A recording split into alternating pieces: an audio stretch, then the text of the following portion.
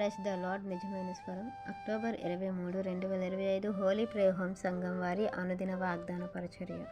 మీ కుమారులను మీ కుమార్తెలను ప్రవచనములు చెప్పుదురు.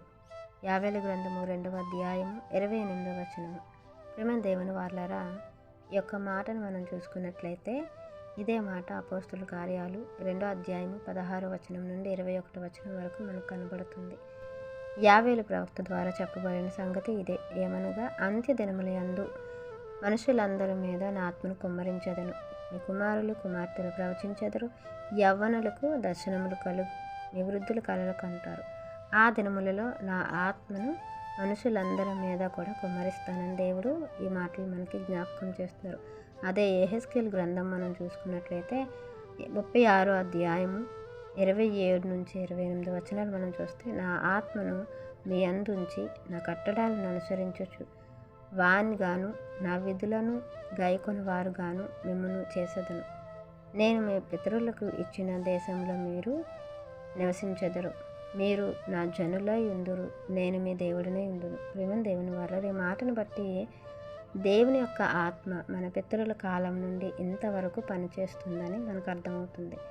అలా మనం చూసుకున్నట్లయితే ప్రభు చెప్పిన మాటల ప్రకారం అయితే ఆయన నమ్మి విశ్వసించి ఎవరైతే మారు మనసు కలిగి బాప్తిస్మం తీసుకుంటారో వారి మీద పరిశుద్ధాత్మను కుమ్మరిస్తాను. అలాగే ఆయన్ని అనుగ్రహించానని, ఆయన ఆదరణకర్తగా విమర్శించానని, ఆయన మిమ్మల్ని సర్వశక్తిలోనికి నడిపిస్తారని, ఆయన ద్వారా మీరు అనేకమైన కార్యాలు చేస్తారని వాక్యం సెలవిస్తుంది.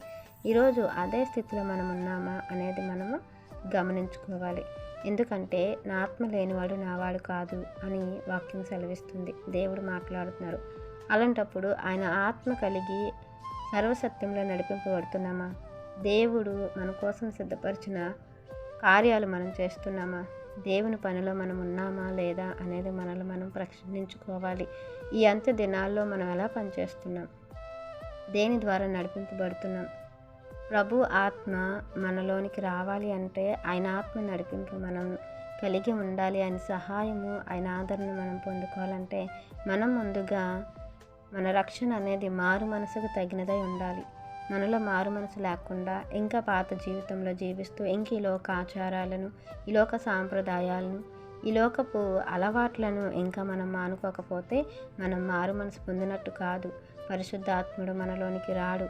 మరి ఆయన మనలో లేకపోతే మనము దేవుని కార్యాలు చేయలేము. అవి చేసిన లెక్కల్లోకి రాదు అనేది మనం గమనించుకొని దేవుని ఆత్మ కలిగి ఆయన నడిపింపుల సర్వసత్యంలో మనం నడవాలని, మనకు దాచిపెట్టినటువంటి ఆ ఆశీర్వాదాన్ని మనం పొందుకోవాలని ఈ వాక్యం మన అందరి జీవితంలో దేవుడు ఫలింపచేయాలని ఆశిస్తున్నవారు దైవజనులు బ్రదర్ పి నెహమ్యా గారు. God bless you. ఆమెన్.